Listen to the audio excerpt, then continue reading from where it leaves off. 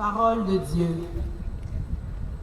Ézéchiel au chapitre 36, les versets 25 à 27. Je répandrai sur vous une eau pure et vous serez purifiés de toutes vos souillures, de toutes vos idoles. Je vous ai purifiés.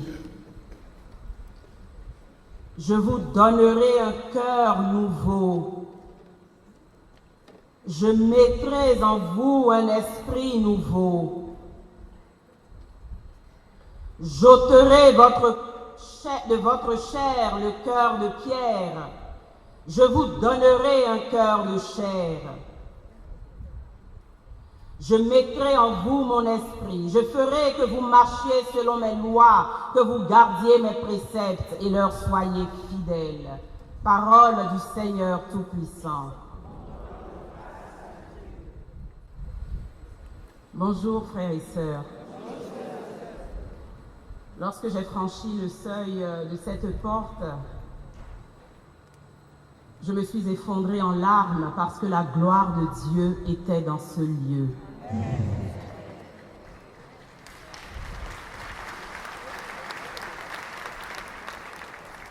J'ai été saisie aux entrailles par ce cri qui a jailli du cœur du Père. Il m'a dit, Isabelle, dis-leur que je les ai trop aimés.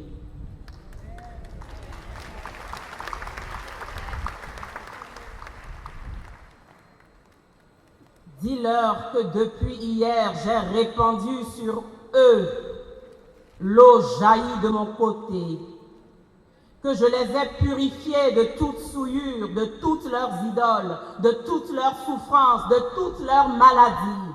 Dis-leur que je leur ai donné un cœur nouveau. Dis-leur que j'ai mis en eux un esprit nouveau.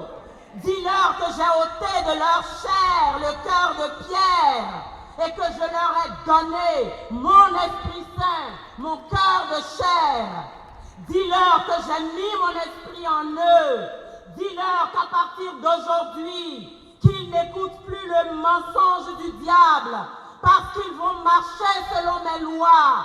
Parce qu'à partir d'aujourd'hui, s'ils partent d'ici avec mon cœur, dans leur cœur, ils garderont mes préceptes, ils y seront fidèles. Et la sainteté sera une réalité dans le quotidien de leur vie. Acclamons le roi des rois.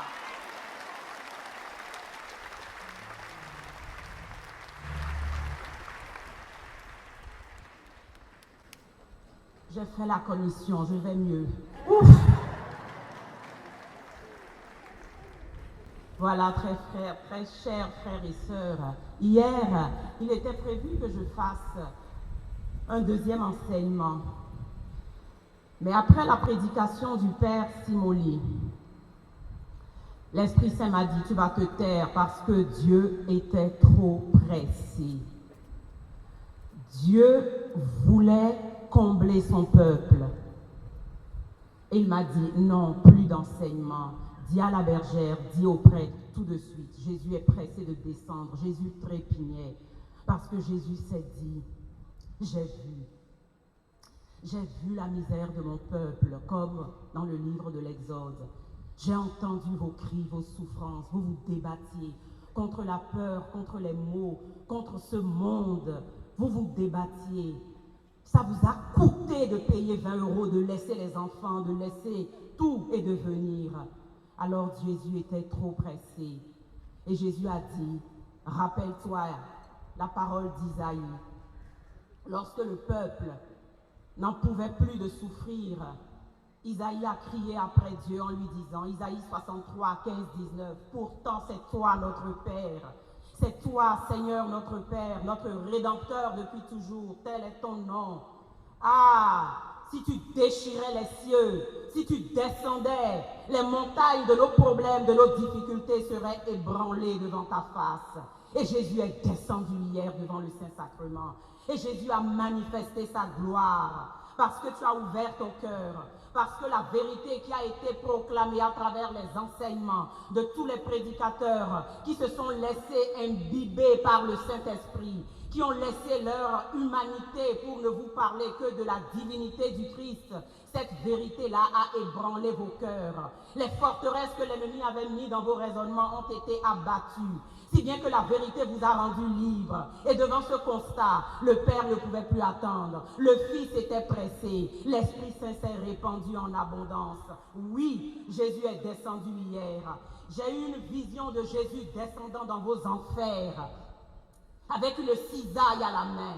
Cette cisaille, c'était son cœur et le Saint-Esprit. Il a coupé toutes les chaînes, de la peur surtout. Le Père Anthony vous l'avait dit en ouverture. Plus de la moitié, que dis-je, 95% de ce peuple de Dieu libre était enchaîné par la peur. Jésus était donc pressé. Il est descendu aux enfers. Il a coupé toutes les chaînes. Oui. Les chaînes du découragement, de l'apathie, du manque de confiance en soi, de la tiédeur. Oui, il y avait un esprit de peur et de mort qui vous avait enchaîné. Jésus a brisé les chaînes. Il a exercé sa souveraineté. Il vous a tous comblés, car c'est lui qui sait mieux que vous ce dont vous avez besoin. Il a exaucé selon son cœur d'amour sa puissance qui veut le salut de ton âme, ta conversion, ta sainteté, plus que ta guérison physique ou l'exaucement de tes demandes matérielles. Il l'a fait. Il a brisé les chaînes de tes prisons. Il a guéri quantité de maladies. Il a donné de nombreux dons à ceux qui lui ont demandé. Il a exaucé de nombreuses requêtes présentées devant lui. Il en a différé certaines, c'est vrai. Il en a différé certaines. Parce que si tu les obtenais tout de suite, tu n'en ferais pas bon usage et ton âme s'éloignerait de lui. Il a accordé différemment certaines requêtes parce qu'il sait mieux que nous ce qu'il nous faut. Tu as demandé tel ou tel bien, il t'en a accordé un autre tellement plus beau, tellement meilleur pour toi. Tu le comprendras dans les jours qui viennent. Il a comblé chacun. Rappelez-vous, il vous l'avait dit hier, aussi vrai que je suis le Dieu vivant, je t'ai visité, je t'ai comblé, je t'ai béni, je t'ai libéré, je t'ai exaucé. Pas forcément comme ce que toi tu pensais être bon, mais selon ce qui est meilleur pour toi. Tu désirais le bon et le bien. Je t'ai donné le meilleur hier et la plénitude. Ne sois pas incrédule. Reste croyant. Convertis-toi. Sois attentif dans la prière, dans la louange surtout, dans l'action de grâce personnelle. Ton action de grâce doit être de la même intensité, de la même ferveur que celle qui m'a fait descendre du ciel et que tu as vécu ici, en ce congrès 2016. Oui, mon enfant bien-aimé, hier tu as veillé avec moi en me faisant une confiance inouïe. Lorsqu'à Gethsémani je disais veillez et priez pour recevoir vos grâces, c'est de cette confiance que je vous parlais. Hier, tu l'as expérimenté. Je suis Dieu plein de tendresse et de bonté. Et en cette unique année de la miséricorde 2016, j'ai déversé sur toute ta vie, ta famille, tes biens, tes projets, ta foi. J'ai déversé mon cœur miséricordieux, c'est-à-dire mon Esprit Saint. La preuve, ce matin, 3 juin, voilà ce que te dit ma parole. Les textes de la liturgie sont préparés depuis des années et des années. Et ils répondent mot pour mot à ce que Dieu a à nous dire aujourd'hui. Il savait, Dieu rêvait que vous veniez nombreux, parce qu'il savait qu'aujourd'hui de son cœur, il changerait vos cœurs de pierre et vous donnerait son cœur de chair. Et sa parole, qui ne descend jamais du ciel sans accomplir sa mission, est venue nous rejoindre en ce congrès 2016. Tout à l'heure, frères et sœurs, je vous mets en appétit. Écoutez les paroles, la parole de Dieu, le Verbe de Dieu, c'est-à-dire Jésus, dans tous les textes qui nous seront lus tout à l'heure, que ce soit la première lecture, la deuxième lecture ou l'évangile, vous allez voir à quel point ça correspond mot pour mot à ce que nous avons vécu ici aujourd'hui. Jésus le savait, Jésus nous a comblés.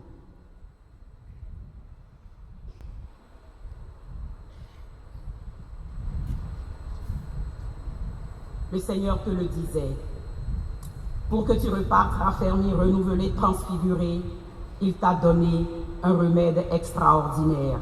Il a mis en toi hier un renouvellement, une effusion de son esprit. Il a nettoyé ton cœur, le cœur de chair, celui de Jésus dans son humanité, pas celui d'un fantôme. Arrêtez de croire que l'Esprit Saint c'est un esprit, comme notre intelligence humaine nous le fait comprendre trop souvent, que c'est une substance volatile, que c'est quelque chose d'impersonnel. Non! L'Esprit Saint c'est quelqu'un, c'est la personne amour entre le Père et le Fils. C'est la personne qui, sans elle, tu finiras ta vie en enfer. L'Esprit Saint est une personne. Sans elle, tu ne peux pas exister et être un vivant. Voilà pourquoi, depuis ton baptême, tu as reçu tous les dons. Tous. Quel bonheur pour moi, lorsque je suis rentré dans cette salle, le premier jour du congrès, de voir là le Saint-Esprit manifesté ou représenté comme l'Évangile nous l'a dit lorsque Jésus a été baptisé. Et les 7 dons. Je suis émerveillée parce que lorsque dans ma prière je me demandais, mais Seigneur, ce peuple est assoiffé, et moi qui ne suis qu'une enfant, comme Jérémie, tu m'envoies vers eux. Je ne suis pas Jean Pliard, je suis comme eux, chrétiens de tous les jours. Tu m'envoies vers eux leur dire quoi? Et l'Esprit Saint donne toujours ce qu'il leur donne. Et l'Esprit Saint m'a dit, mais Isabelle, parle-leur de mes dons, parle-leur de mes 7 dons. Ils ont déjà tout reçu, c'est parce qu'ils ne le savent pas. Ils sont tous chrétiens baptisés. Tout être humain est né de Dieu, mais le chrétien baptisé a 1 milliard de fois plus. Je vous l'ai dit, parce qu'il est inscrit dans la généalogie de Dieu, et qu'à son baptême, il est devenu enfant bien-aimé du Père, et qu'à ton baptême, Dieu a mis en toi un paquet cadeau extraordinaire, des vertus théologales, il y en a 3. Il a déposé en toi la foi, l'espérance et la charité. Il a déposé en toi des vertus dites cardinales ou morales. Ces vertus-là t'aident à vivre tout simplement en chrétien, à résister, à être dans la mouvance et dans la plénitude du Saint-Esprit. Mais il a mis surtout en toi le cadeau le plus extraordinaire, les 7 dons de son esprit. Les 7 dons, ils sont là. C'est grâce à eux. On est dans l'ignorance. Je vais vous avouer que même moi, je ne le savais pas. Et j'étais éblouie de l'enseignement que me donnait le Saint-Esprit. Isabelle, ces dons-là ont été déposés en tout chrétien, devant le péché, devant la galère, devant Satan, devant la tentation qui nous assaille jour et nuit. Lorsque nous prions le Notre Père en lui disant, aide-nous à ne pas entrer dans la tentation, à ne pas entrer dans les provocations du malin. Aide-nous à résister pour être libres. Ce n'est pas avec nos forces que nous pourrons résister. Oui, nous pourrons le faire avec les vertus de tempérance, de prudence, de justice et de force qui sont les vertus cardinales que l'Esprit Saint a mis en nous à notre naissance, à notre baptême. Mais ça ne suffit pas. La seule possibilité d'y résister, c'est de demander au Saint-Esprit, au moment où l'épreuve vient, de manifester en toi ces dons-là.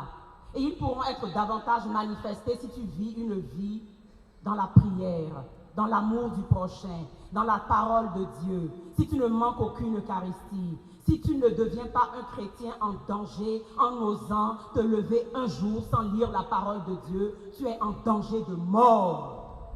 Alors, si tu es dans cet état d'esprit et dans cette disposition, oui, devant l'épreuve, devant la tentation, devant les forces du mal qui se déchaînent, sois serein, sois tranquille. Demande-lui simplement la manifestation des dons qu'il a déposés en toi. Tu verras que c'est lui qui vit en toi, comme l'a dit Saint Paul. Expérience. Je vous disais hier, oui, je l'ai expérimenté. Face aux épreuves qui ont été les nôtres, le temps passe à toute allure, je vais me dépêcher. Face aux épreuves qui ont été les nôtres au sein de notre famille, l'anciennement de papa, contre toute attente, il rigolait. Je me rappelle, nous étions allés à la veille de son départ pour Abidjan, visiter un champ avec mon époux, celui qui a fait de moi, après mes parents, celle que je suis aujourd'hui. Parce qu'avant même que j'ai été née au monde, Dieu avait rêvé que ce soit cet homme-là, un homme rempli de Dieu, qui soit mon époux. Chacun de vos époux, mesdames, dans la grâce du sacrement de mariage, c'est cela que Dieu a choisi pour vous. Ne laissez plus l'ennemi vous dire le contraire. incitez vos filles à recevoir le sacrement de mariage.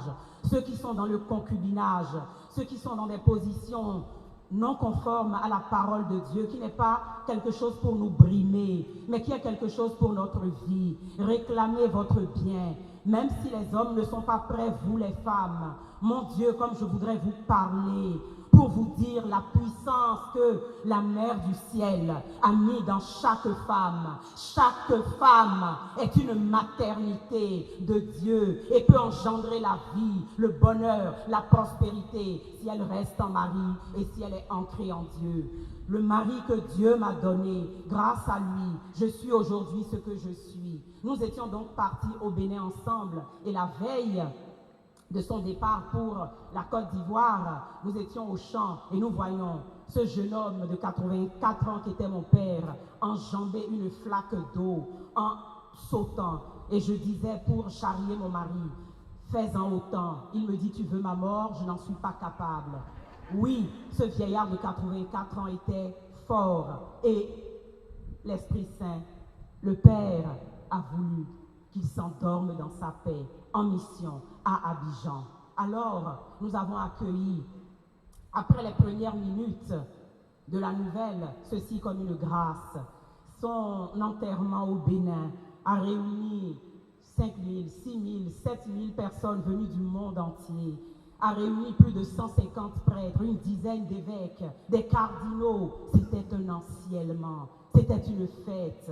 Et lorsqu'il est parti, quel bonheur de savoir que c'est là, à nous tous, notre destinée. Si nous acceptons de témoigner et d'être remplis du Saint-Esprit comme il l'a été durant toute sa vie. Après son décès, la vie a repris son cours et nous demandions au Saint-Esprit la grâce, surtout, de ne pas écouter le malin qui nous disait « Il est parti, vous êtes menacés désormais ». Mais le malin, il est très fort. Quelque temps après, mon grand frère, l'aîné de notre famille, partit se reposer tout simplement auprès de son petit frère, mon jeune frère, au Maroc, brutalement, sans qu'on ne s'y attende, est tombé dans un coma profond. Il a été évacué du Maroc à la France dans des conditions miraculeuses. Le samedi, à 14 h, nous ne savions pas quel hôpital serait en mesure de le recevoir à Paris. Nous avons confié cela au Seigneur un samedi, alors qu'aucun directeur d'hôpital n'était en service pour prendre cette décision. L'Esprit Saint, Dieu son Père, l'a prise à la place de tous les médecins et nous avons eu un hôpital qui l'a accueilli samedi nuit. Le dimanche matin, alors que mon époux, ma maman Rose et moi étions allés le visiter, les médecins nous ont dit son pronostic vital est engagé à 99%. C'est une question d'heure, restez dans l'hôpital parce qu'il va mourir. Nous les avons remerciés en disant, c'est bon les médecins, vous faites votre travail, vous soignez, mais c'est Dieu qui guérit. Et dans cette foi-là, nous nous sommes mis en prière. Nous avons supplié le Dieu vivant. Je l'ai témoigné sur Radio Martinique. Notre première prière a été « Seigneur, guéris notre frère ». Et l'Esprit Saint nous a dit « Non, non, non, il manque un élément à votre prière. Que ce ne soit pas ma volonté, mais la tienne qui se fasse. » Et enseigné par l'Esprit Saint, grâce au don d'intelligence et de sagesse dans les difficultés, il vous donne le don nécessaire. Nous avons changé notre prière. Père, tu ne peux pas aimer Georges, notre frère. Aucun de nous ne pouvons l'aimer autant que toi. Si tu veux qu'il meure, amen, il ira rejoindre Papa Jean. Si tu veux qu'il soit vivant, eh bien, dis donc, les pronostics du médecin peuvent aller se rasseoir. Et c'est ce qui s'est passé. Les pronostics des médecins ont été mis en déroute. Et vendredi, au bout de 5 jours de combat entre la vie et la mort, entre la foi et l'incroyance, il a retrouvé la vie. Nous étions dans une joie immense. Mais l'ennemi, lorsque la joie se présente dans nos vies, il rôde comme un lion prêt à rugir. Il ne vous lâchera jamais. Tant que vous êtes sur cette terre, vous n'aurez pas de répit. Ne soyez plus des enfants dans la foi. Comprenez que la souffrance est le combat spirituel. Le dernier livre, Testament qu'a écrit Jean Plia, il n'a pas eu le temps de le promulguer. Il n'a pas eu le temps de le voir paraître dans les librairies. Il l'a terminé en début d'année 2015 et il est parti. Le combat spirituel, résistez au diable et vous serez libres. Et l'heure de la résistance était venue pour nous. Qu'est-ce qui s'est passé? Je vous disais donc que le vendredi, à 23h, les médecins nous ont appelés. Nous sommes allés le voir, mon époux et moi, et devant nous, il s'est réveillé du coma. Nous sommes rentrés à la maison. Je puis vous dire que la louange qui a tonné dans cette maison était semblable à celle que nous avions vue ici. Enfants et petits-enfants, nous acclamions Dieu. Mais nous ne perdions rien pour attendre, parce que le lendemain matin, à 11h, une nouvelle, un coup de fil nous est tombé dessus. Mon petit frère, âgé d'1 an de moins que moi, venait de s'écrouler d'une crise cardiaque sur une plage alors qu'il faisait son jogging. Ce même petit frère qui avait accueilli notre grand frère et qui vivait au Maroc. Voilà, la nouvelle est arrivée. Branle-bas, ébranlement. Oui, nous avons accueilli cela. De quelle façon? Le monde nous disait, oh les pauvres, le baobab Jean-Plia est tombé et l'ennemi est rentré dans la famille. Oh mon Dieu, il a tellement combattu l'ennemi, il a tellement combattu les ordres rosicruciens, ma franc-maçon, que l'ennemi s'est vengé. Baliverne, baliverne, l'ennemi vous donnera toujours des bonnes justifications pour vous détourner du fait que Dieu est unique, souverain. Et nous avons tenu bon. Nous avons reçu une motion de force par une sœur en Christ. Le frère disait hier, le Seigneur a donné à chacun la capacité d'exercer les charismes au service de l'Église. Dans le renouveau charismatique, soyez attentifs à vos charismes, demandez à les exercer. Cette sœur qui exerce un charisme de vision nous a envoyé un message de la part du Seigneur en disant « L'épreuve est arrivée, mais habitez la louange, établissez des murs de Jéricho. » Et c'est ce que nous avons fait lorsque nous sommes allés au Bénin pour les obsèques de mon jeune frère. Le renouveau charismatique, la famille spirituelle de papa est venue à la maison. C'était une forteresse de louange. C'était un Jéricho puissant. Et pour cause, la famille est venue nous trouver parce qu'ils n'étaient pas complètement renouvelés dans le Saint-Esprit. Ils étaient mus par la peur devant cette succession de drames selon eux, mais de volonté de Dieu selon nous. Ils ont eu peur et ils se sont dit, pourquoi cette succession? C'est parce que nous n'avons pas pu avoir le corps de Jean Plia pour faire des obsèques selon les traditions de nos ancêtres. Voilà pourquoi, selon eux, selon les pratiques et les coutumes ancestrales, les ancêtres sont mécontents. Les idoles de nos ancêtres réclament donc le corps, la dépouille mortelle de votre petit frère pour ramener la paix dans la famille. Il nous demandait de mettre un genou devant le pouvoir insolent, d'aller adorer des dieux de paille, d'aller adorer des dieux de papier. Nos ancêtres contemplent la gloire de Dieu. Et nous sommes ici à croire encore dans cette tradition-là qui nous aliène parce qu'elle nous demande de ne pas reconnaître la souveraineté de Dieu et de Dieu seul. Alors nous avons dit non. Nous avons refusé, quelle que soit la puissance et la force de cette tradition, nous avons dit non. Nous enterrerons notre frère dans l'église du Dieu vivant. Et la menace de l'ennemi s'est déployée. Et l'ennemi s'est déchaîné de la part de la famille et de la part de nombreux chrétiens qui ne comprenaient pas notre intransigeance. Il faut une radicalité pour entrer dans le royaume des cieux. Le royaume des cieux est petit. Pour y entrer, aussi petit que passer par le chat d'une aiguille pour un chameau. Et nous avons tenu bon, grâce à la louange, grâce à l'adoration. Oui, l'Église a été une mère. L'Église est une mère. Votre Église catholique, aimez-la. Aimez-la, frères et sœurs. Arrêtez de la critiquer. Arrêtez de tirer sur votre propre maman. Donnez-lui de quoi manger. Payez votre dîme. Aimez vos prêtres. Arrêtez de les critiquer. Ils sont l'objet de l'ennemi. Ils sont assaillis par l'ennemi. Et nous, que faisons-nous? Nous n'arrêtons pas de les critiquer, de les démolir et nous tendons. Nous prenons la perche qui les assassine. L'Église a été une mère pour nous. Elle nous a portés comme un enfant. Le Saint-Sacrement est venu prendre domicile dans notre maison parce que cette famille-là nous a menacés ouvertement. Si nous ne leur donnions pas la dépouille mortelle de mon petit frère, nous allions mourir les uns après les autres. Le malin a des pouvoirs, c'est certain. Et nous vivons dans le syncrétisme. Et dans nos pays africains ou dans nos pays des îles, cette force du syncrétisme nous paralyse, nous tétanise. Nous avons peur de tout, de la sorcellerie, du mal.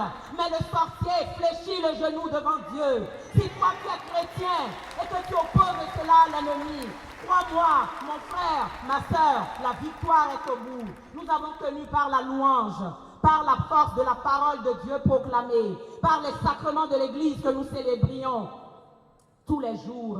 Et l'Esprit Saint est venu à notre secours. Nous n'avons pas cédé à leurs menaces. Et nous avons enterré notre frère, malgré toutes les menaces. Malgré, je vous disais, le fait que même des chrétiens non renouvelés nous disaient, vous prenez des risques. C'est pas grand-chose. C'est pas grand-chose. Donnez-leur la dépouille mortelle. Et alors, qu'est-ce que ça peut bien faire? Non. Je suis un Dieu jaloux. Et nous avons tenu bon. Et les obsèques de mon petit frère se sont passées devant le Dieu vivant. Et Dieu qui est bon avait voulu rappeler papa pour que ce jeune frère, dont la course était terminée, puisse aller auprès de son Père. Tout décès vient de Dieu. Toute mort, lorsque nous vivons dans la liberté des enfants de Dieu, toute mort est décidée par Dieu. Ne laissez plus jamais la mort vous faire peur. La mort est un passage. Pour le chrétien, la mort, c'est la porte par laquelle on rentre dans la vie éternelle ou au purgatoire si dès ici-bas, on ne s'est pas battu pour la sainteté. Alors, frères et sœurs, grâce au don du Saint-Esprit qui nous avait été donné à notre baptême, nous n'avions aucun mérite parce qu'il a fallu résister. Les premières minutes ont été des minutes de panique. La chair et le vieil homme ont pris position en nous, mais nous avons résisté. Résistez au diable et vous serez libres. Alors le Saint-Esprit, vous disais-je, oui, il nous a aidés devant cette peur, devant cette difficulté de pardonner aux membres de notre famille qui se sont comportés à leur insu parce qu'ils étaient soumis à la peur, une peur irrationnelle. Ce n'était pas leur faute. Ils ne connaissaient pas la puissance de résurrection et la souveraineté du Dieu vivant. N'en voulez pas à vos ennemis. Ils ne connaissent pas Dieu. C'est à force de prier pour eux et de demander pour eux la grâce et le don que Dieu va les transformer. Dieu compte sur vous. Il nous a donné donc des dons extraordinaires. Je me permets de vous lire l'une des motions que le Saint-Esprit nous a données pour résister à la tentation très forte d'en vouloir aux membres de cette famille très proche qui n'ont pas mis pied à l'Église, qui ne sont venus à aucun moment nous entourer de leur compassion. Voilà pourquoi je vous disais que l'Église est une mère. La famille que Dieu nous donne, c'est la famille de l'Église. L'Église était là et nous avons été entourés. Et donc les dons de crainte du Saint-Esprit, les dons de piété, les dons de science, je vous énumérerai pour chaque don que vous avez reçu, les 7 dons du Saint-Esprit auxquels il faut faire appel dans la prière pour résister. Sans cela, vous ne pourrez jamais résister. Jamais, jamais. Les vertus semées en nous ne sont pas capables de tenir bon. Surtout lorsque vous devenez des chrétiens qui témoignent. L'ennemi n'aime pas. Lorsque les prêtres témoignent, ils sont menacés. Lorsque tu témoignes de ta foi publiquement, tu seras menacé. Mais celui qui veut s'approcher de toi, qu'il ose rentrer dans le cœur de Marie, il verra ce qui va lui arriver.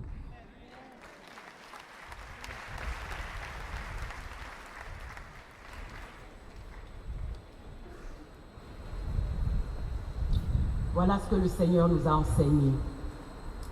Lorsque, selon notre foi dans la famille, nous sommes 7 enfants de papa Jean et de maman Rose, Michel, notre jeune frère, donc, est parti rejoindre le Père alors qu'il n'avait que 53 ans. Merci au Seigneur pour sa vie, qui a été une vie de grâce, de dons et de bénédiction.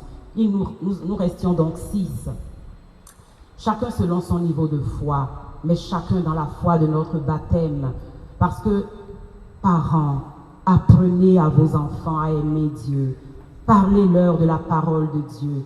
Ne vous préoccupez pas du fait qu'ils aillent à la messe tous les dimanches ou pas, qu'ils vous écoutent, qu'ils lisent la parole de Dieu. Ce n'est pas votre affaire. Semer, c'est Dieu qui arrose au moment voulu et comme il le veut. Arrêtez d'être tourmentés parce que tel ou tel enfant a pris des chemins de travers. Vous, mère, excusez-moi les hommes, mais je parle aux mamans parce que, comptons le nombre de personnes et faisons la proportion des mamans, c'est à elles que Dieu a donné cette maternité-là. Les papas sont les piliers, mais les mamans sont celles qui donnent la vie et qui sont présentes dans les moindres détails. Tenez bon, Parlez de Dieu à vos enfants, devant leurs difficultés de travail, affectifs, de tous ordres. Ne vous démontez pas, ne leur proposez pas les solutions du monde. Parlez-leur de la parole de Dieu. Mais encore pour en parler, il faut que vous la connaissiez. C'est une question de vie ou de mort éternelle pour vos enfants.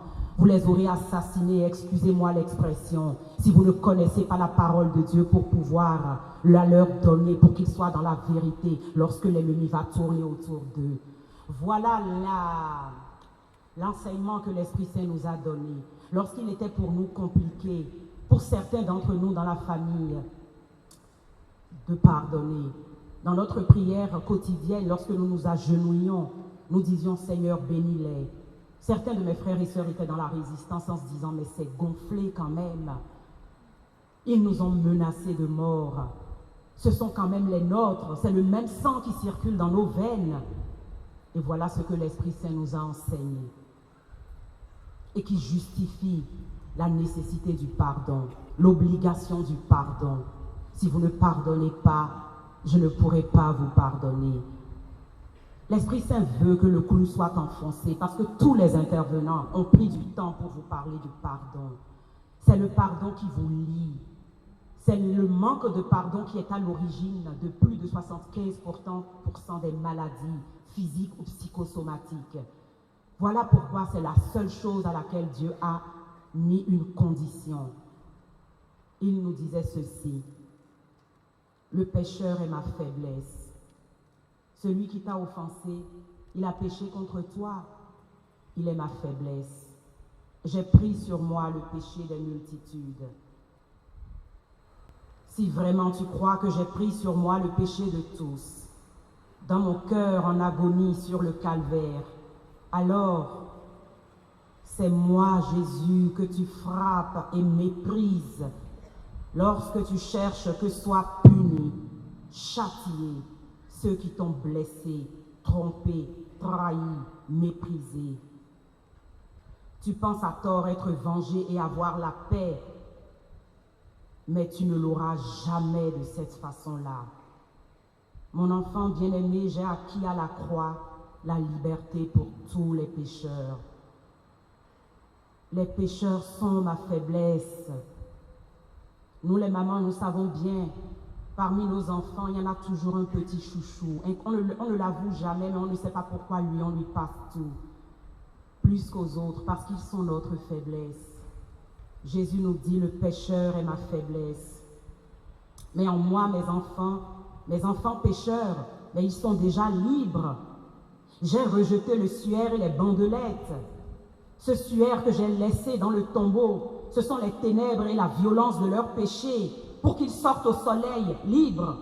Lorsque tu es heurté et meurtri par le péché d'un homme à ton égard, efforce-toi toujours de le voir libre du péché, les bandelettes qui l'entravaient. Vois en lui un ressuscité potentiel qui marche dans ma force et à qui ma puissance d'amour, l'Esprit Saint, donnera la victoire. J'ai besoin de toi pour qu'il soit vraiment libre. Il est déjà libre. Ne le condamne plus. Ne refuse plus de lui pardonner son offense. Sinon, ce faisant, tu me maintiens au tombeau. Et c'est moi, Jésus, que tu frappes et méprises. Si tu le sais libre en moi, le Fils, il sera tôt ou tard vraiment libre. Si le Fils vous libère, vous êtes libre. Mais si tu lui maintiens le péché, cette dette qu'il a envers toi, en refusant de lui pardonner, c'est moi, Jésus, que tu crucifies de nouveau. Tu n'auras jamais la paix. Ne t'ai-je pas pardonné, toi, toutes tes offenses lorsque tu as été pécheur et que tu as blessé ton frère? Alors, en moi et pour moi, fais de même, car tu n'es plus serviteur, mais ami. Mieux, tu es mon enfant bien-aimé, fils et fille de roi. Le trésor de la mère appartient à l'enfant. Demande-moi la capacité de pardonner. Demande-le à ma mère qui a pardonné à tous les hommes, tous, d'avoir crucifié le Sauveur du monde. Elle les a pris pour enfants. Demande-lui la grâce de pardonner aux pécheurs. Si tu ne le fais pas, tu me crucifies de nouveau et dans ta vie, tu n'auras jamais la guérison définitive, jamais la paix qui sort de mon cœur, jamais la joie du Saint-Esprit. Le pardon n'est pas une option, c'est une obligation. Acclamons le Seigneur.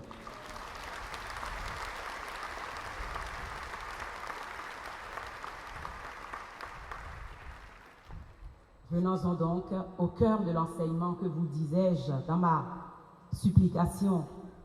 L'Esprit Saint m'a confié pour vous communiquer. L'Esprit Saint influe sur nous et met en mouvement, comme le dit clairement la Sainte Écriture.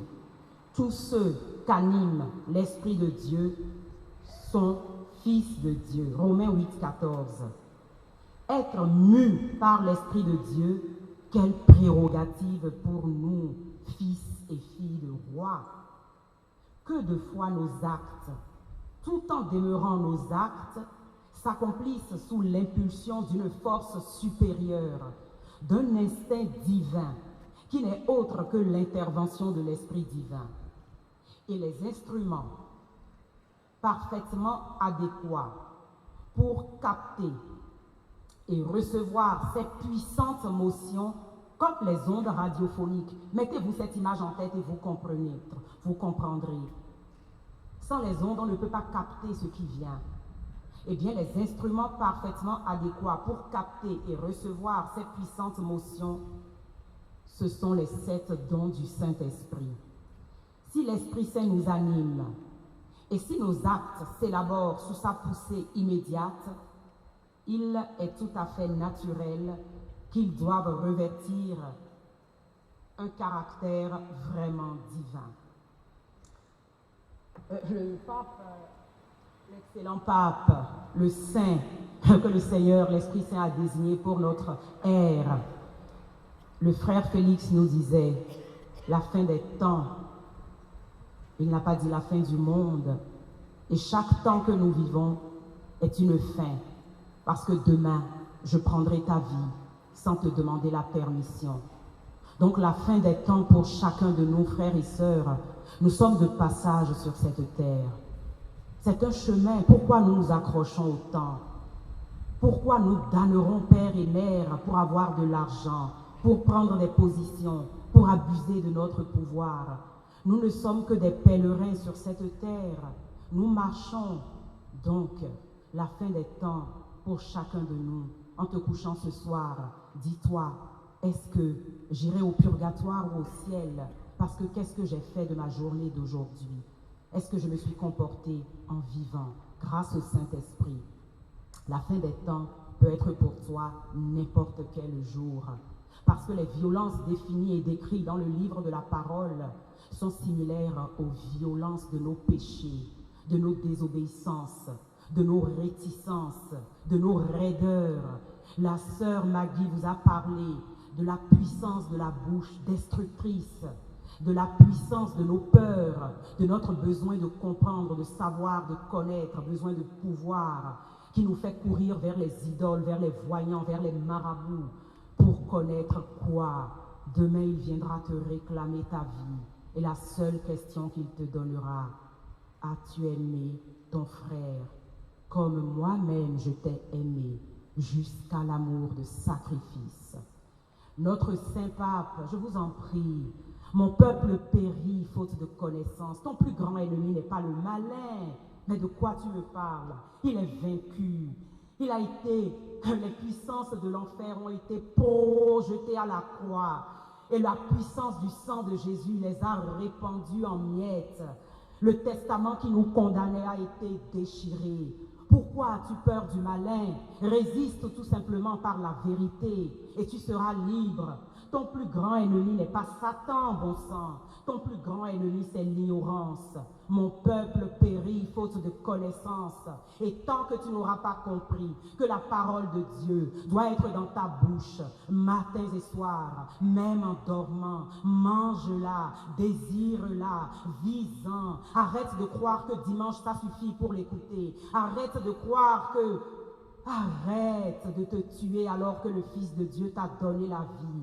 C'est sa parole qui est lumière pour nos vies. La parole de Dieu commentée par le Saint-Pape, notre pasteur donné par le Père, celui qui est chef de notre Église, celui contre lequel les puissances de l'enfer n'auront aucun pouvoir, nous enseigne avec une richesse inouïe. Très peu de gens prennent connaissance de ces enseignements. Renseignez-vous. C'est donc lui qui m'a inspiré d'une façon toute simple pour vous parler des dons qui sont des dons de vie pour vous. Et je suis ravie parce que l'Esprit Saint, je ne sais pas pourquoi, mais bon, je sais pourquoi. Il a dit, ne vous inquiétez pas de ce que vous direz. Lorsque vous aurez à témoigner de moi, ne vous inquiétez pas. Ouvrez seulement la bouche et je mettrai mes paroles sur votre bouche. Et lorsque j'ai souhaité savoir que dire à mes frères assoiffés de Dieu, malheureux, pétris de langueur, qui sont l'objet de l'ennemi depuis trop d'années qu'ils sont chrétiens, quand j'ai souhaité demander à l'Esprit Saint, mais que leur dire pour qu'ils soient libres, il leur a dit, mais il y a un paquet cadeau extraordinaire qui contient 7 dons, le chiffre de la plénitude, qui est déposé en eux depuis leur baptême. Ils n'ont pas conscience que c'est le plus beau jour de leur vie éternelle. Le pape François nous a invités à nous rappeler de la date de notre baptême et à le fêter mieux que la date de notre anniversaire. Parce que depuis le jour de ton baptême, ton prénom est peut-être Isabelle, mais ton nom est Isabelle. Dieu plia aux menaces. Gloire à Dieu, et que chacun de vous le dise pour ce qu'il est. Rappelez à l'ennemi, je suis fils et fille de roi. D'où viens-tu? Tu as oublié mon nom? Dites votre prénom et rajoutez le nom du Dieu Trinité. Il m'a demandé de commencer à l'envers. Les dons du Saint-Esprit tels qu'Isaïe nous les cite commencent par la sagesse, l'intelligence, la science, le conseil, la force, la piété, le don de crainte. L'Esprit Saint m'a dit, commence à l'envers, renverse la vapeur, parce que le don de crainte, c'est celui dont ils auront besoin le plus régulièrement. Oui, c'est quoi le don de crainte? La crainte de Dieu est un don de l'Esprit Saint qui nous rappelle combien nous sommes petits. Rien devant Dieu.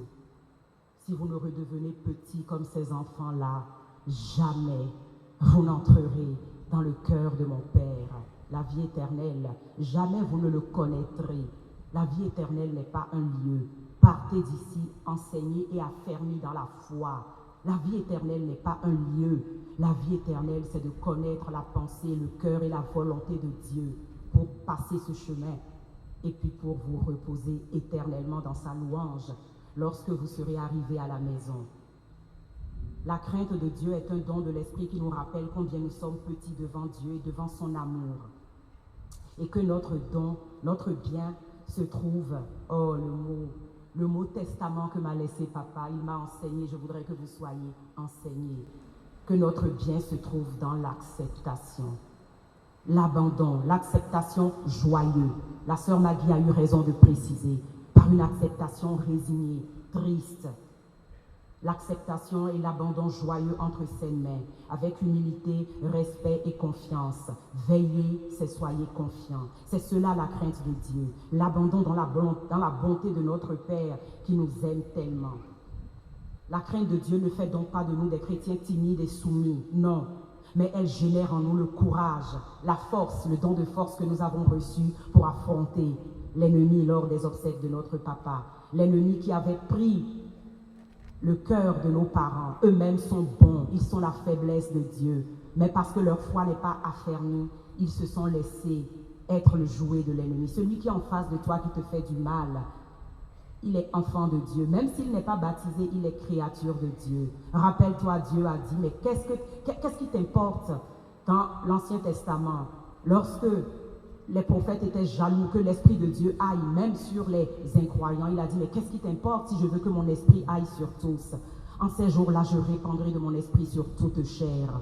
Donc, même la créature de Dieu qui n'est pas encore baptisée, Dieu qui fait lever son soleil sur les bons et les méchants, Dieu l'aime. Donc, c'est un don qui fait de nous des chrétiens convaincus, enthousiaste. Le frère Félix nous le disait, chrétien joyeux, je vous en supplie, pas des mines tristes, sous prétexte que je ne vais pas bien. Ça peut aller, mais bon sang, de quoi tu me parles? Tu es fils de Dieu et ça peut aller. Donc ça veut dire que Jésus, peut-être qu'il t'a libéré. Ça va très bien. Pourquoi? Parce que Dieu est mon Père, que Jésus est mon Sauveur, que le Saint-Esprit est ma vie et me fait marcher, il me conduit, que Marie est ma mère. L'inquiétude est une tentation. Je suis fille de Dieu, donc ma vie est une bénédiction. Avec le don de crainte, Dieu engendre l'horreur du péché. Si tu demandes la manifestation de ce don dans ta vie, l'horreur du péché, la force de vaincre les tentations, même les tout petits péchés, ce que l'ennemi te dit, mais ne confesse pas ça. Tu l'as juste jugé dans ta tête. Est-ce que ça c'est péché? Qui ne fait pas ça? Tu n'as pas vu ce qu'il lui a dit de toi? Si, c'est péché. Parce que c'est l'esprit qui habite en toi. Et il est contristé par ces comportements-là. Donc si tu demandes le don de crainte tous les matins, plusieurs fois par jour dans ta prière, il va te convaincre de l'horreur du péché. Et il te donnera la force de vaincre les tentations. Oui. Contre quel péché est-ce que ce don de crainte va nous aider à résister? La peur. C'est ce don de crainte qui nous a permis de ne pas avoir peur des menaces à peine voilées, des forces des ténèbres qui nous ont menacés de mort dans notre maison, ma mère et moi. C'est le don de crainte qui vous permet de résister à toutes vos peurs. Elle vous permet de résister au péché de vaine gloire, au péché d'orgueil, de pouvoir, de connaissance, de courir d'ordre ésotérique en ordre ésotérique pour avoir des réseaux, pour être pris dans telle entreprise, pour être garanti qu'on vous prendra, pour être garanti que vous aurez des protections. Baliverne, les biens que donne l'ennemi sont des biens empoisonnés. Tu livres ton âme au diable si tu consens à aller vers ces idoles. Alors le don de crainte t'aidera devant toute menace à résister, à tenir bon. Il nous aide à lutter contre la corruption. Le pape, dans la bulle sur le jubilé, a fait un paragraphe énorme sur la corruption, qui est une gangrène, qui est un mal. Le temps me manque pour vous le lire. La corruption dans nos sociétés est devenue quelque chose de normal. C'est un péché. Demande le don de crainte. Ensuite, le don de piété. 6e don, je vous ai dit qu'on le prend à l'envers. Après la crainte, le don de piété. Il faut tout de suite préciser que ce don ne s'identifie pas avec le fait d'avoir compassion de quelqu'un, d'avoir pitié de son prochain. C'est pas ça. Il désigne notre appartenance à Dieu, notre lien profond avec lui. C'est ce don de piété qui donne un sens à notre vie et qui nous garde fermes en communion avec Dieu, même dans les moments d'épreuve. C'est ce don-là qui a été manifesté au sein de notre famille lorsque les épreuves sont venues. Si le don de piété nous fait grandir dans la relation, il nous aide en même temps à reverser cet amour sur les autres, à les reconnaître comme nos frères. Et alors oui, nous serons mus par les sentiments de Jésus. Lorsque tu veux aller prier pour un frère ou une sœur, la sœur Maggie le disait hier, tous les intervenants ont été remplis du Saint-Esprit. Tout ce qu'ils ont dit, prenez-le comme parole d'évangile. Ne laissez rien. C'est l'Esprit Saint qui est venu vous parler. Elle l'a dit. Si tu veux aller prier pour un frère, rendre visite, demande au Saint-Esprit de mettre en toi le don de charité. Aimer l'autre, ce n'est pas naturel, c'est contre nature. Donner son bien aux pauvres, la nature humaine, même avec les vertus qui sont en nous, théologales, ou plutôt cardinales, ne nous y arrivera pas. Sans le don du Saint-Esprit, nous sommes incapables d'aimer les autres. Ne nous leurrons pas, demandons ce don-là. Et voilà les péchés contre lesquels ce don nous aide à résister. Il m'aide à vaincre quand je suis dans la tristesse, dans l'incrédulité, dans le doute, dans le découragement. Tout ça, c'est des péchés. Tout ça, c'est des éléments qui nous éloignent de la sainteté. Quand je suis dans le soupçon contre Dieu, pourquoi Dieu, tu permets que ceci m'arrive? Le pourquoi est diabolique. Si le pourquoi ne s'ensuit pas de « mais que ta volonté soit faite » et qu'il s'arrête au pourquoi, c'est diabolique. C'est une atteinte à la souveraineté de Dieu. Pourquoi moi? Pourquoi moi? Non. Accueille tout ce qui te vient. Si tu es chrétien, que tu communies, que tu lis la parole de Dieu. Même pour ceux qui ne peuvent pas encore communier, qui sont dans la communion spirituelle, j'allais dire presque, c'est encore mieux. Parce que la brebis qui souffre, Dieu ne la laisse pas marcher à ses côtés. Dieu la prend dans ses bras. Frères et sœurs qui ne pouvaient pas recevoir la communion réelle, sachez que la communion spirituelle est encore, selon le cœur de Dieu, entre guillemets, plus réelle. Ne soyez pas meurtris, cherchez à transformer la vie, demandez à Dieu la grâce de rentrer dans la bergerie. Donc, ce don-là nous aide à lutter contre la violence, l'amertume que nous avons devant des choses difficiles, la colère. La colère. La sœur Maggie vous le disait. Mais c'est Dieu même qui m'a donné ce caractère. Non, mais lui m'énerve trop, j'ai le droit de m'énerver quand même. Mon Dieu, la colère est un péché. La colère, que le soleil ne se couche pas sur ta colère. Donc c'est grâce au don de piété que nous pourrons acquérir la douceur de Marie, celle de Jésus. Je suis douce et humble de cœur. L'Esprit Saint nous aide à avoir le caractère de Jésus. Lui qui a forgé Jésus dans le ventre de Marie, a imprimé en Jésus, à Dieu dans son humanité, des caractères qui sont les fruits de l'Esprit. Galates 5, 22. Amour, paix, joie, patience, bienveillance, bonté, fidélité, douceur, maîtrise de soi, longanimité, c'est-à-dire endurance dans la souffrance. Pas de révolte devant mes croix, pas de révolte devant la maladie, pas de révolte devant le chômage, acceptation et offrande. Et à celui à qui on offre, la résurrection est toujours au bout. Troisième don, à l'envers, le don de science, qui nous porte à saisir, à travers la création, la grandeur et l'amour de Dieu et sa relation profonde avec toutes les créatures. Oui, le frère Félix nous le rappelait, respectez la nature, respectez la création. Dieu l'a mise entre vos mains. Allez, domptez la nature, respectons-la, apprenons à nos enfants à la respecter. Et quand Dieu eut fini de créer l'homme, il n'est pas dit qu'il vit que cela était bon, mais Dieu dit, cela était très bon. Aux yeux de Dieu, nous sommes ce qu'il y a de plus beau. C'est le pape qui le dit, ce n'est pas moi. De plus grand et de meilleur dans la création. Même les anges sont en dessous de nous. Nous sommes plus que les anges, comme nous l'avons entendu dans la parole de Dieu. Le Seigneur nous aime. Nous devons l'en remercier. Le premier risque donc du don de science est de se considérer comme propriétaire de la création. Le second comportement réside dans la tentation de s'arrêter aux créatures comme si elles pouvaient offrir la réponse à toutes nos attentes. Avec le don de science, l'Esprit nous aide à ne pas tomber dans cette erreur. Contre quel péché le don de science m'aide à lutter? L'idolâtrie des divinités liées à la création, des génies de la mer, génies des forêts, génies de l'eau. Comment la nature, comment ce que Dieu a créé peut te donner des réponses à tes solutions, alors que tu as été créé pour dompter et dominer cette nature-là. Arrêtez de croire à ça, frères et sœurs. Le don de science vous aide à tenir bon devant les mensonges et les forteresses que les forces du mal mettre dans nos raisonnements. Nous sommes chrétiens, nous sommes vivants. Respectez la vie. Oui, le don de science.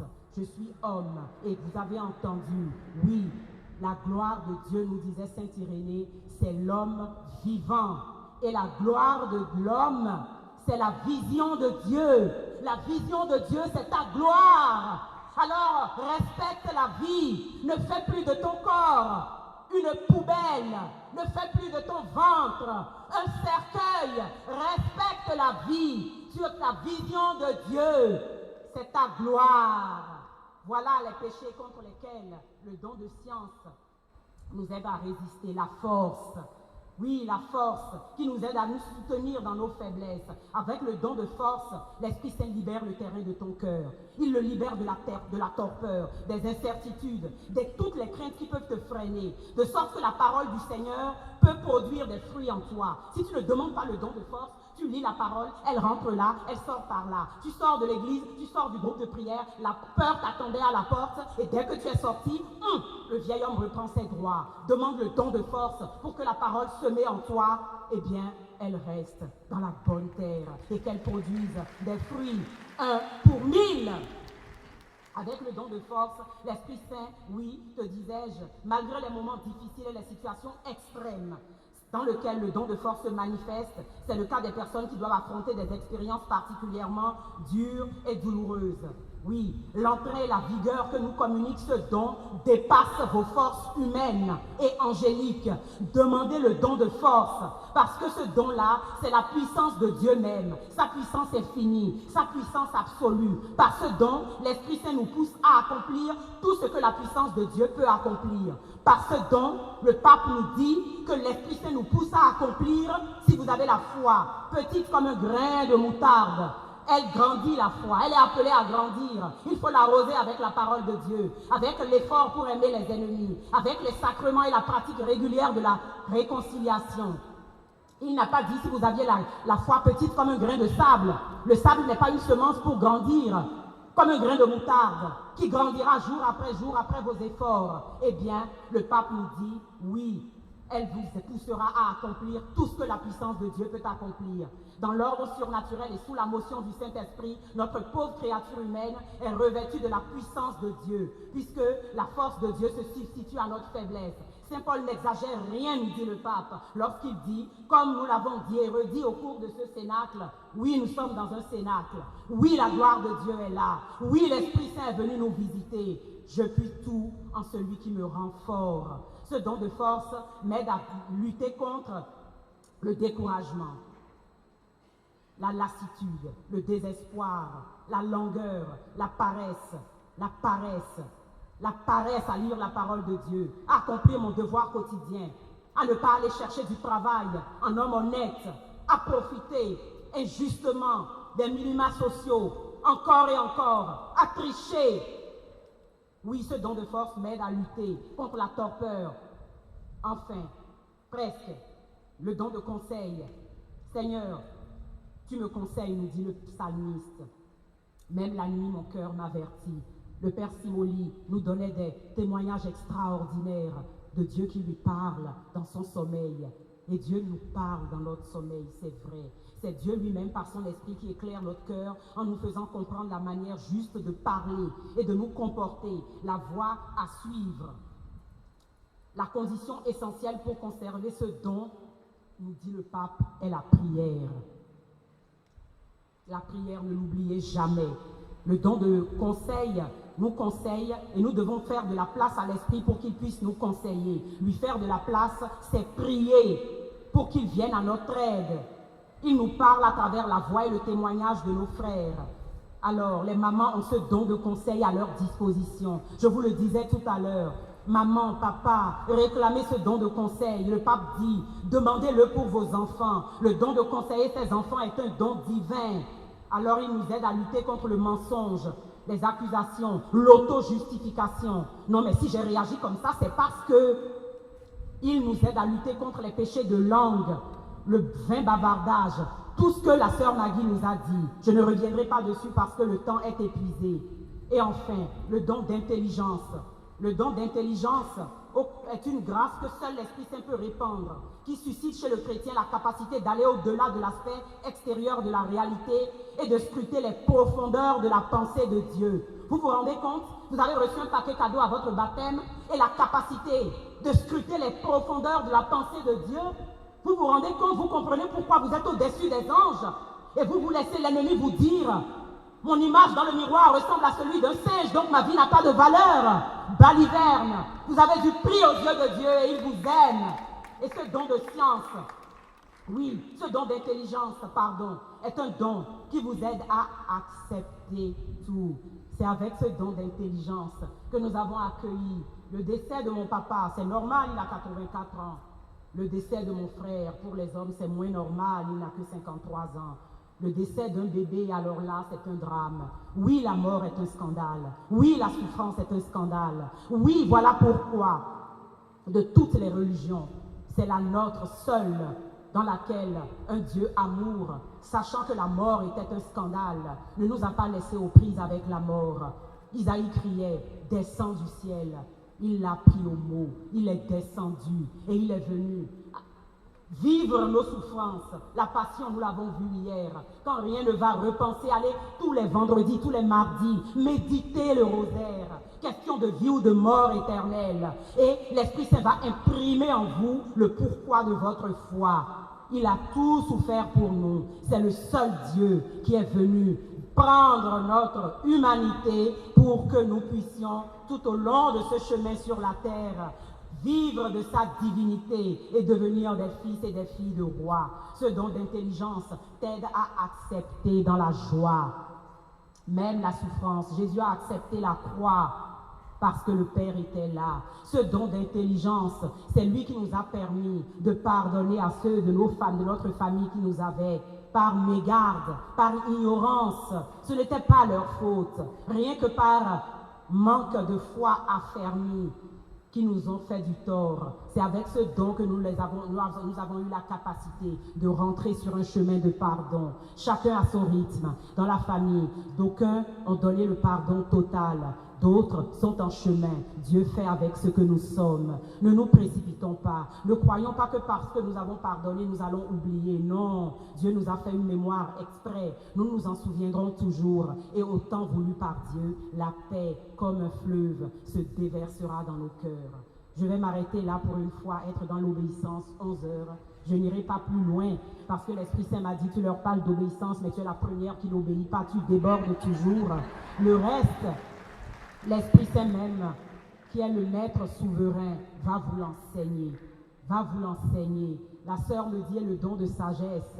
Eh bien, allez prendre les écrits du pape et vous comprendrez. L'Esprit Saint vous l'expliquera mieux que moi. Que la gloire de Dieu, que la bonté de notre Mère, que la puissance du Saint-Esprit, que la gloire de Dieu que j'ai vue dans ce lieu lorsque j'ai franchi cette porte, qui m'a fait verser des larmes d'émotion, des larmes dans mes entrailles, qui me disaient, Isabelle, dis-leur que quand ils vont franchir cette porte, j'ai mis mon cœur entre leurs mains, j'ai mis l'Esprit Saint entre leurs mains. Jésus a mis son cœur entre vos mains. Maman, le cœur de vos enfants. Imaginez que vous ayez un pouvoir sur le cœur de vos enfants. Vous ne l'avez pas, mais voilà, Dieu vous donne ce pouvoir sur son corps. Devenez ce que vous recevez. Jésus, au terme de ce cénacle, met son cœur entre vos mains pour que vous soyez des vivants, fils et filles de roi. Amen. Maranatha.